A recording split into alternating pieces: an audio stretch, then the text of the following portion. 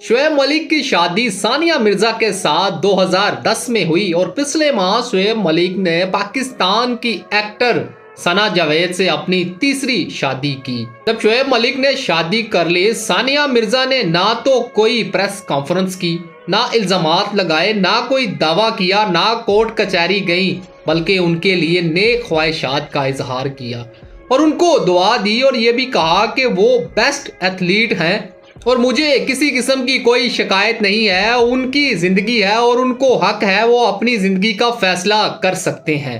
आज शोएब मलिक की सालगिरह है और फिर उन्होंने नेक ख्वाहिशात का इजहार किया है, उनको दुआएं दी हैं और उनकी लंबी उम्र के लिए भी दुआ दी है। याद रहे कि सानिया मिर्जा भारत की तरफ से टेनिस की चैंपियन भी रह चुकी हैं। यहाँ से एक बात तो साबित होती है कि ताल्लुक चाहे खत्म हो जाए, लेकिन एहसास का रिश्ता एक दूसरे के लिए